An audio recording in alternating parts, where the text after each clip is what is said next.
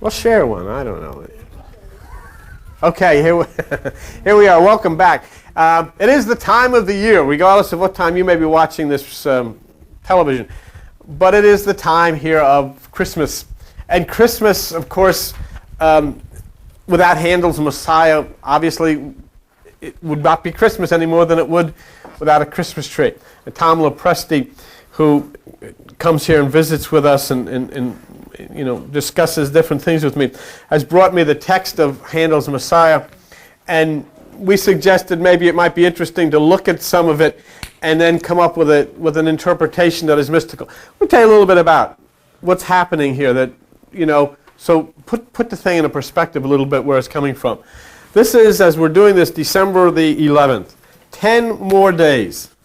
10 more days. The sun in the sky enters the constellation called the Cross. In 10 more days, the sun is crucified. It is the shortest day of the year, December the 21st. December the 22nd, 23rd, and 24th is called the winter solstice. And the sun sits in the tomb of the earth. It is entombed in the earth 3 days and 3 nights.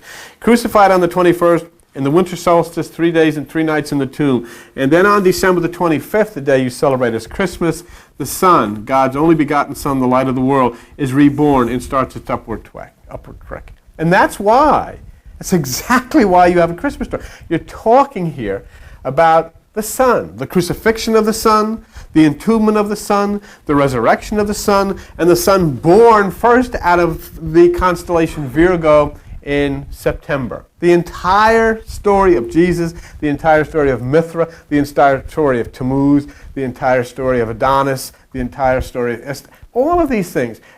There's a Christmas tree back there. And I don't know how many of you are aware of this, but what happened to that? What happened? Well, I don't know. I was gone 2 weeks and now the board has turned color there.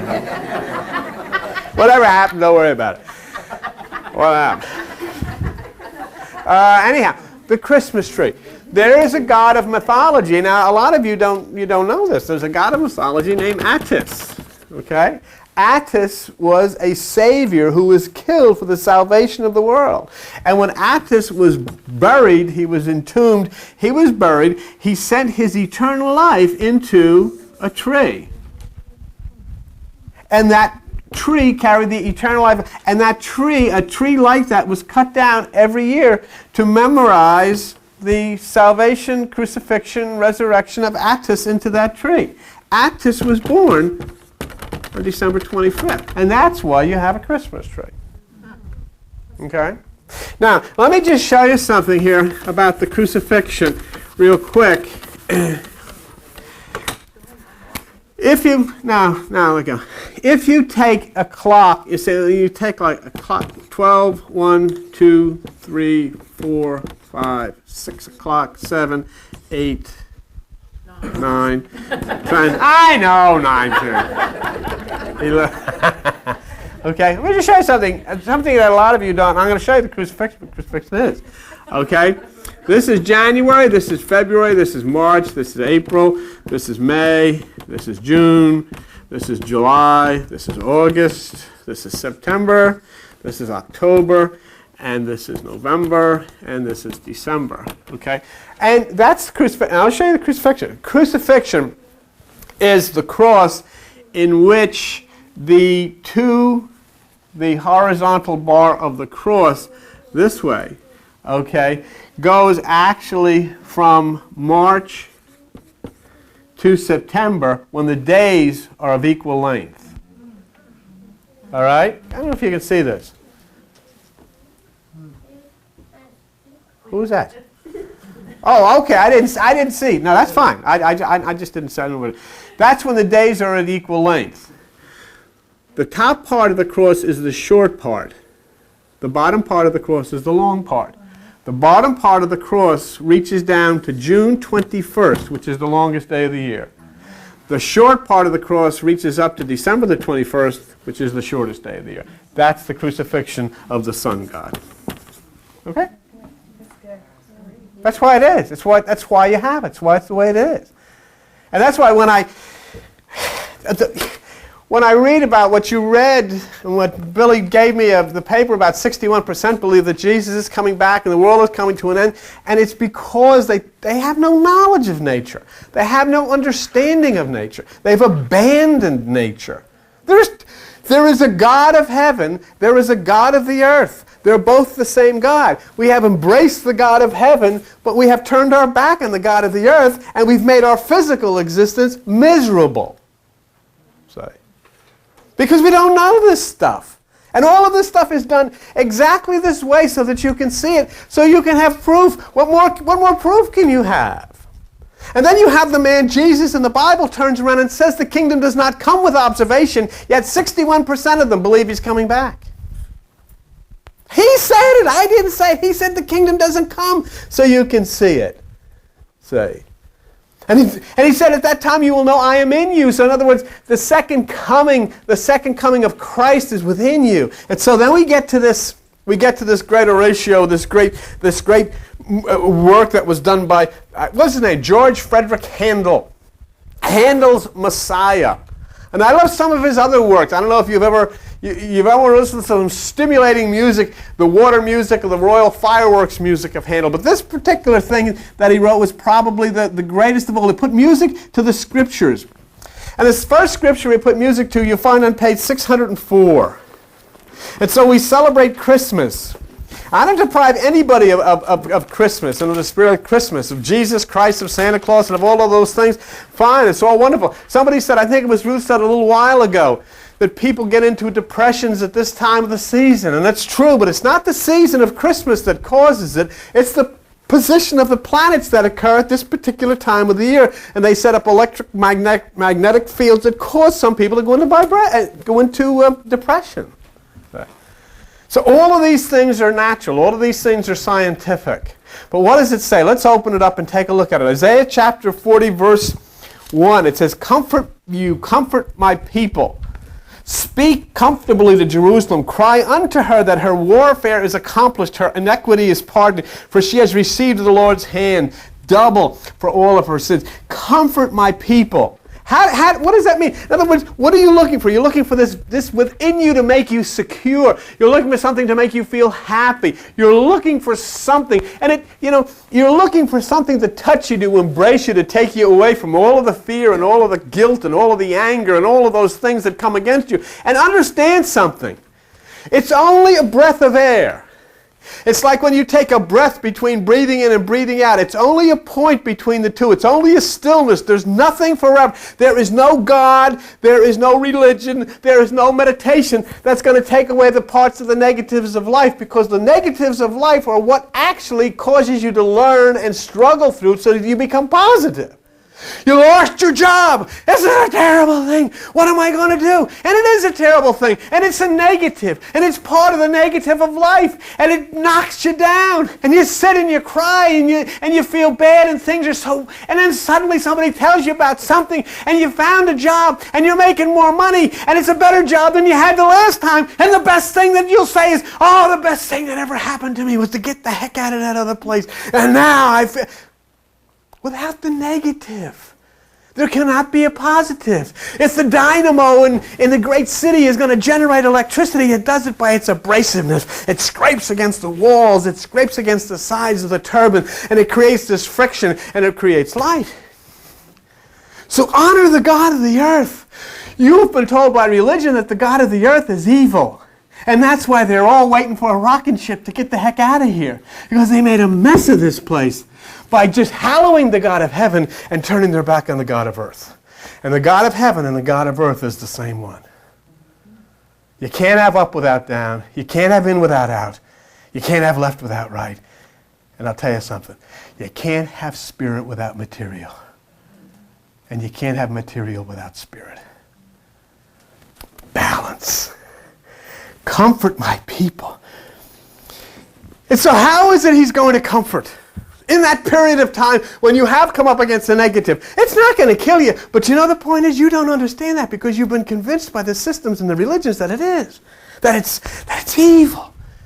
Instead of understanding, What do I do? You don't know what to do because you've been taught to think in the realm of the five senses, and that's as far as you can go. But you can't deal with this in thinking of the realm of the five senses.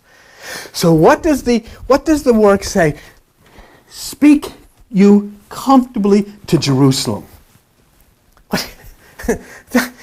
That has nothing to do with the city in the Middle East. It's not talking about speaking to the city in the Middle East. There is something within you that is called Jerusalem.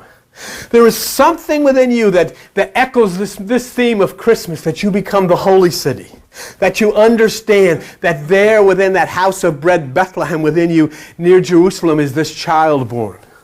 This child which will then take upon his shoulders within you all of the fear and all of the guilt and all of that. It says, speak comfortably to Jerusalem. Look at page 953 of the Bible. Galatians chapter 4 and verse 25. And in Galatians chapter 4, verse 25, what does it say? And answers to Jerusalem, which is now and is in bondage with her children, but Jerusalem, which is above, is free and is the mother of us all. Jerusalem, which is above, is free and is the mother of us all. And this is what's being spoken to. You know, just take a look at you look at yourself in the mirror. I look at myself in the mirror and look at something. You've gotten older. No kidding. And as the point comes that you've gotten older, a lot of us have missed all of this and don't have the slightest idea what's being said. And by that fact, all that will accomplish in your life is then to die and have to do this over again because, hey, I haven't joined to pay attention. Here is the point that there is a Jerusalem within you. God will speak to her spirit. And what does it say? Go back to the printout. Cry unto her that her warfare is accomplished, her iniquity is pardoned. In other words, those things which are going on in your mind, which are scaring the hell out of you, are finally over with. Those things which you have struggled with, you have tried so hard to figure out what to do, where to go. Finally, the warfare is over. The iniquity is pardoned. In other words, that separation between you and that which we call God is finally pardoned. The battles which have raged within you have been brought to an end. But you know what? Once you get home from the war, and once you take your uniform off, and once you sit down and you're all relaxed, and then you'll hear off in the distance of the left side of the brain, boom, boom. You hear the cannon start shooting again. Because there's another battle. There's another day. There's another war that has to be fought. And that's what life is all about. That's what life is. Tell me something. Tell me one. You've heard all of the religions tell you this. You've heard all of the preachers tell you this. Jesus is going to do this for you. God's going to do this for you. Religion's going to do this for you. Everything from now on is going to be wonderful. Tell me one person who has ever experienced since the beginning of time where nothing went wrong. Because of God, Jesus, Muhammad, anybody else. Tell me one person. There's never been a person, because the world doesn't work like that. That's not the way the world is.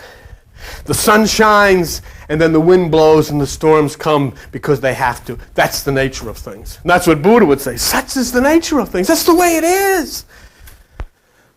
And understanding it is not evil. It is simply the way. If there are things that you particularly don't like to see, don't look at them. But they will come. And look what it says here. The voice of him that cries in the wilderness, prepare the way of the Lord, make straight in the desert a highway for our God. Who is the voice that cries in the wilderness? That's what's in you. There is something that is within you that says, make a way. Make a straight way within you. And that means no turns, no religion. No new age, no old age, no any of that stuff. Make a way within yourself. And who is the one that cries in the New Testament? The one that stands at the water. And the one that stands at the water is known as John. And why is it the place of water? Because the mystics understood that in your brain there are 5 stages of consciousness. The first is earth. The second is water. The third is air. The fourth is fire. And so it says, make a straight way. Make a way for the Lord. Make a straight way in the desert. A highway. Look at it. Look at it. What is that? Make a way. Make a straight way within yourself, a one way, a highway, a higher realm of consciousness that you can understand that which is God. And so it is epitomized. Look at page 778 in the Bible. And there in Matthew chapter 3, verse 3. Matthew chapter 3, verse 3. What does it say? It says, "For this is he that was spoken to the prophet Isaiah, the one crying in the wilderness, and the same John had his raiment of camel's hair," etc. So it is John because John is the one who stands at the place of the water, and the water is the second stage of consciousness. When you raise yourself in meditation, you reach that second stage of consciousness, which is water. And then you rise up into the air. And so it says, "He who comes to baptize you with water, John."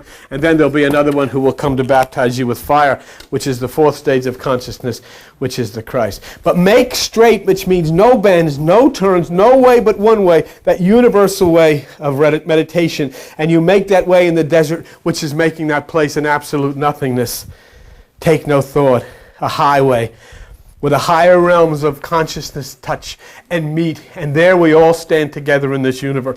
I am just so hopeful, and I feel so good that suddenly, somehow, that all of these people will have to come to grips with the fact that the God that exists in the universe is not one that sends Armageddons, is not one that sends fire on the earth, is not one that will destroy children or animals or whatever to prove a point, but one who brings everyone together and brings us together so that we begin to understand, that we're taught, we learn, we understand nature, we understand one another, we understand ourselves.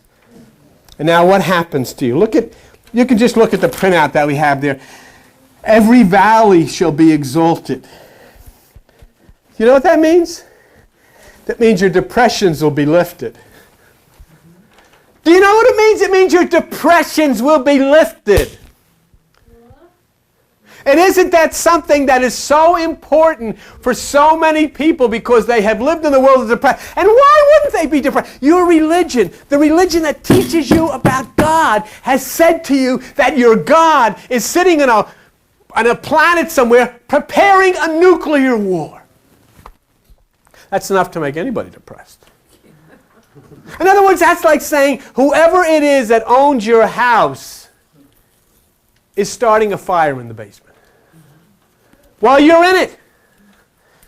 And this is the one that you're supposed to worship. But it says here, look what it says. Every valley shall be exalted. Those things which are depressed deep within you shall be lifted. And every mountain and hill made low. The ego, the mind that is maddening, will be rested. There will be balance. That high place will be brought down. That low place that will be brought up, there will be balance. That which is the low, that which is the high will come together. That which is the black and the white will come together. That which is the male and the female will come together. That which is the spirit and matter will come together. There will be a balance. There will be a oneness. Every valley shall be lifted. Every high place shall be made low. There will be balance. And there's got to be balance between you. There's got to be balance in your life. There's got to be balance in all of our lives. And there's got to be an understanding of nature. I don't care if you ever come into a church. It doesn't make any difference if you ever open a Bible. But you've got to turn and start to understand nature and start to look at nature lovingly and start to look at nature caringly and start to look at what nature does and start to open yourself to nature and start to live nature and feel the love of nature and to start to understand all of this. And all of this is coming from that inner voice. There is something within you crying in the wilderness of your mind saying, hey, make a way, wake the hell up, will you? Wake up. That's what it's saying. There's no gentleman in there saying, wouldst you comest to the tablest? He's saying, get the hell off your rear end and understand what's going on. How long are you going to let these screwballs stand up here with all of these robes and tell you that there's a God? This God somewhere is preparing a nuclear holocaust and he's going to blow up everybody and take them who go to their little church up in rocket ships. And 61% of them believe it, and 61% of them say, yes, he's coming back, when the one who they claim to love said, no, I'm not. So he's saying, hey, maybe your children don't understand this, but you're not a child. Wake up. Wake up and understand what's going on. And this is what, you don't have to look in the Bible because we'll just take one. It's got it written right here.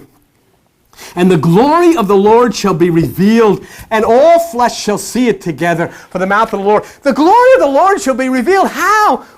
Within you. The voice crying out in the desert is an impulse within you telling you to wake up. Make a way within yourself. You don't have to go to church. You don't have to join a religion. You don't have to spend any money. You don't have to listen to anything. You don't have to read any books. You have to start working within yourself, raising your meditation within yourself, because there's a voice crying within you saying, make a highway. Not a low way.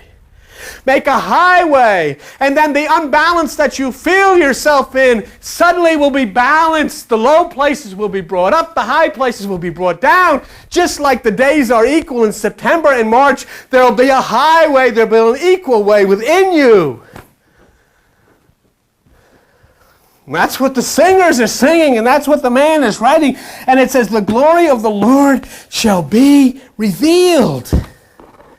What is the glory of the Lord? Yourself, the light within yourself. You know what the glory of the Lord is? You become enlightened, you become aware, you understand yourself, you understand nature, you understand nature's purpose, you understand your own purpose, and you start to move in this beautiful light within you. And then when all the crap starts coming down against you, you look at the crap and you respond to it in a way that you never could before. You are no longer running through the wall. You are no longer kicking holes in things. You are no longer kicking holes in people. You suddenly begin to be able to react and say, hey, this is too much for me.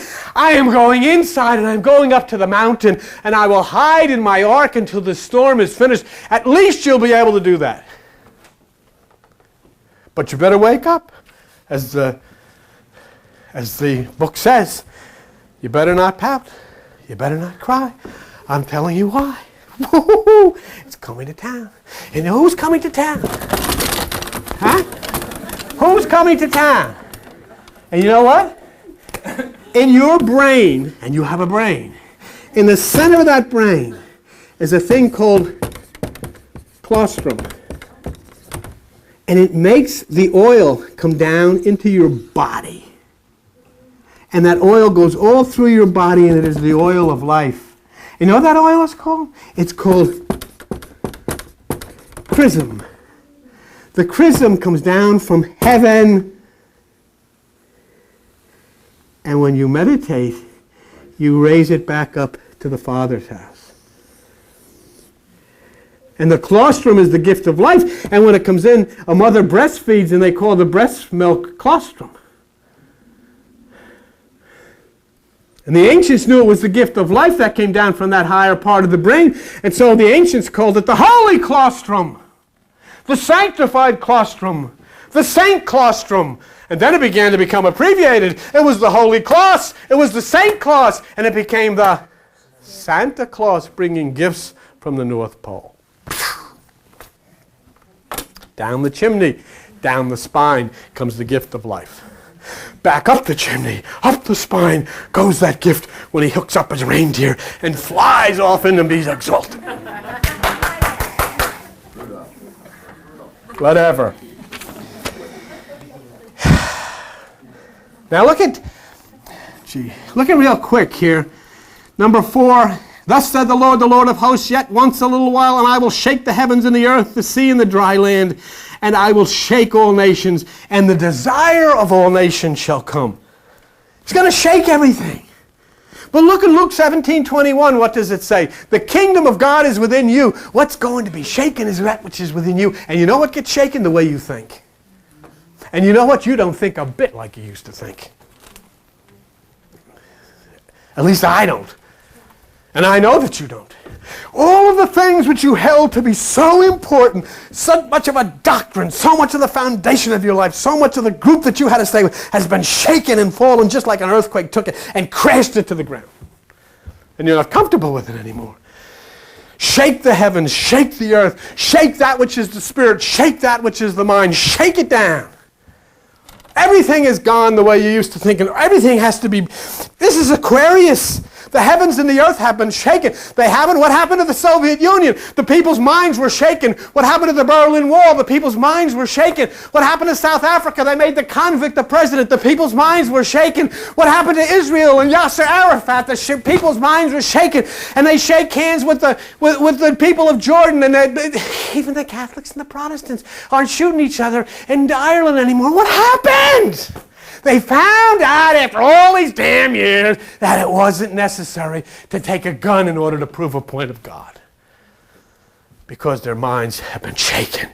The heavens have been shaken. The earth has been shaken. This is God's kingdom. The kingdom within you, the thought patterns of people have been shaken.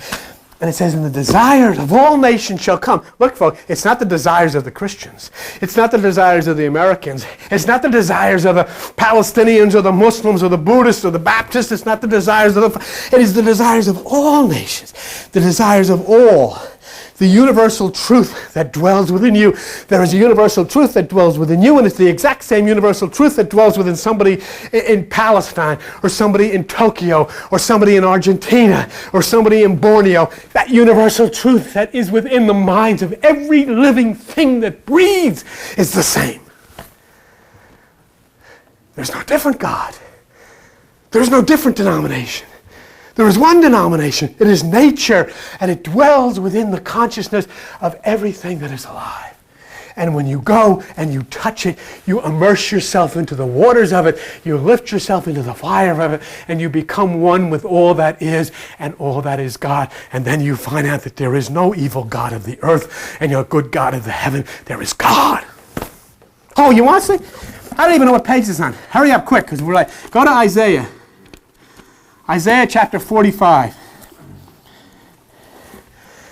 Read about God. What does God say in Isaiah chapter 45? And what I'm telling you. What does it say? Isaiah chapter 4. You there? What page is it on? 609. 609. I want you to see it. I want you to see it for yourself. Because you've never seen it before. And I want you to take this. And this is a pledge to me. You go to the nearest born-again Christian friend that you have and you show him the Bible. And it's important. It's not to start a fight. It's to try to start to show reality, to show nature, to begin to understand. And it says in Isaiah chapter 45, verse 7, God speaks and says, well, first of all, in verse 6, in the last sentence, he says, I am the Lord and there is none else. And look what he says, I form the light and create darkness. I make peace and create evil. I, the Lord, do all these things. How does the Lord create evil? Because he creates energy, and he gives you the energy, and you screw it up, and it becomes evil. Give an electrician the wires in this building, we have light. Give me the same wires, and we have a monstrous fire. Because ignorance. So the desires of all nations, and notice he shakes the sea and the dry land. It's the emotions in the mind. The ways of traditional thinking must be shaken down. And now the wonder of this understanding is shown. Watch this real carefully. Malachi 3, verse 1. You don't have to look it up because it's on this sheet. Look at the sheet. The Lord whom you seek shall suddenly come to his temple. The Lord who you seek shall suddenly come to his temple. Go to page 945. And I'm sorry we're running a little late, but first time back and we got, just bear with me and I promise you I'm almost done. 2 Corinthians chapter 5. The Lord whom you seek, if our earthly house were dissolved, we have a building of God, a house not made with hands, eternal in the heaven. Your temple is not made with hands. The temple that the Lord suddenly appears in is the temple that is within you. And so suddenly appearing within you is this God. And what does Jacob say in the Old Testament? I have seen God face to face, and I shall call the place Peniel. Write that down in your Genesis 32:30. You'll not have to go there now. I have seen God face to face, and I shall call the place Peniel. Because within you, that voice from the wilderness has come in. Make a place, make a highway, make a higher realm of consciousness within yourself, and the Lord shall appear you, and he'll lift the depressions, and he'll calm the ego, and he'll make a balance in your life so that you're able to live, and you're able to deal with all the crap that comes against you. And it says in Malachi, it says, if you read this part here, who may abide the day of his coming, for he is like a refiner's fire. You know what a refiner's fire does? A refiner's fire burns all of the crap off and reveals the gold. And you know what the crap is? All of the stuff that you've gotten all of your life from your family, from the government, from the schools, from the church. All of these things that have told you that you're worthless, you're a sinner, you don't know nothing. You know, everything within inside of you is the universe. And all of that is burned away because he is like a refiner's fire, meaning he burns away. How does he burn away? The fourth stage of consciousness is spirit, which is fire. And all of that which is of the lower is burned away. And you are able to see. You're able to understand. You're able to realize that you've got a job to do. You know what they do? Religion, you're born here. You claim Jesus, and then you go the rest of your life until you drop dead, and then after you're dead, you're going to get something good. Do you want that? Do you want to get something good after you're dead? Is that a deal? Is that a deal? Would you buy a car and say, hey, you can pick it up after you die? Come on. But you know what? The same Jesus said God is not a God of the dead. God is a God of the living. Get your cake and ice cream now. This is a great place. Do you know this is the best place to live in the universe? In fact, there's a very good chance it may be the only place. It is a heck of a nice place. They have Key West. They have the Alps. They have nice places. All of this is like Disneyland. It was made for you. And what have you made? What do you got? A bunch of people teaching you to say, let's get out of here. I don't like it here because they're having fun, and God doesn't want you to have fun. Look, they're going to Atlantic City. Ooh, these evil. There's no mafia. There's no mafia in Atlantic City. There's senior citizens in Atlantic City. There's nobody down there under 85 years old. Who are they going to hurt? They're not in church. They sit in church on Sunday morning. Bringing in the sheaves, bringing in the sheaves. And then where are they Monday? They're in the Taj Mahal. Get away from my machine. But they can't tell. The pastor, because the pastor doesn't go to Atlantic City. Somebody may see him. He goes to Las Vegas where nobody will know where he is. Oh, quick. What does Jesus say? He's like a refiner's fire. Mr Handel says, I have come to send fire on the earth. And that is spirit to burn away all of that which is negative. See. Okay, like a refiner's fire. And then we get to number 7 on the printout. Behold, a virgin shall conceive. Oh, no, one thing, I'm sorry. Just real quick. He shall purify the sons of Levi. I want you to see that. You know, I'm running so doggone fast here. He shall purify the sons of Levi. Do you know what the sons of Levi were? You know why they got purified? You know what they did? They were the ones whose job it was to oversee the temple, the holy place of the tabernacle. They were the ones who watched the tabernacle, watched the holy place. So they were the ones who were purified for it.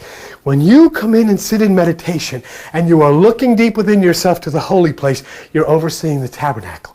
You become a son of Levi and you have a promise that you'll be purified. Wow. See? And you know what? That's nothing to do with sons of Levi. That's nothing to do with purify. That's nothing to do with Bible. You'll feel better. You sit on your rear end for a half hour and you meditate and you feel better.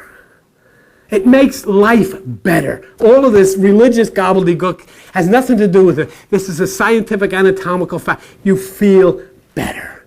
And things become better because something within starts cleaning out all of the junk from all of the fears and guilt of the past. Look at the last one. Number 7, a virgin shall conceive and bear a son, and he shall be called Emmanuel, which is God with us.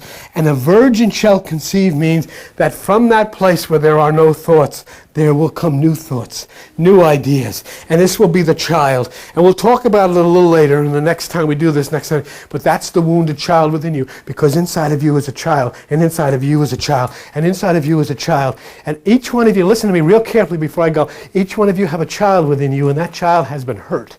And that child has been hurt by parents, that child has been hurt hurt by school. That child has been hurt by religion. That child has been hurt by friends. That child has been hurt by relatives. That child now has run deep within the cellar of your mind, and that child within you is crying its little eyes out. And your job is to turn within, and in this virgin consciousness, that child shall be raised out of the cellar of your existence and brought up into the light. And that child will be reborn as the Christ child. And that little wounded child within you shall be the child of promise. And that child will take the responsibilities of your life upon his shoulders. And his name will be called Wonderful Counselor, the Mighty God, the Mighty Prince of Peace. And his name shall be Emmanuel, which means God with you. For the little child who was so badly wounded and who will be brought back into the light of your life is the one, the same, the only God of the universe, who now restores himself unto you. And his name is Emmanuel, the God with you, the child, who you can now run to, who you can hold, who you can embrace and touch you, and can lift both of you above and beyond all of that squalid hurt and coldness of this world into that newness of life in this beautiful creation, which is called the universe, which is called God, which is called the earth. The kingdom of God is within you. And as Jesus said at that time, you will know, I am in the Father, you in me, and I in you. In this Christmas time, visit the manger within yourself. Visit that place where the animal dwells in deep within the maternal instincts and the animalistic instincts of your mind. And there in the quiet solitude, when you have separated from all thought, the virgin who dwells in that manger shall give birth. And that birth will be the Christ child. And that is the same wounded child of your previous existence who will be reborn as the sun is reborn on December the 25th and give you new life and give you new hope and give you new understanding. Yes. We went to see the Christmas Carol play last night, The Life of Ebenezer Scrooge, and it was when the ghost of Christmas past approached him that he began his transformation, and he saw himself as a child. It was great. It was really great. He became, the ghost of Christmas past, obviously, and he saw himself as a child. He saw himself meet his friends and his future wife and everything, and his transformation began, and then the ghost of Christmas present and Christmas future and whatnot, and then he became a new person, Well, thank you. And it is a good, and you see, the reason, what is so beautiful is your meditation and your understanding of symbolisms and have shown you now and have revealed to you this, and you have a new understanding and a new picture of an old story. Yeah. And that's a beautiful part too.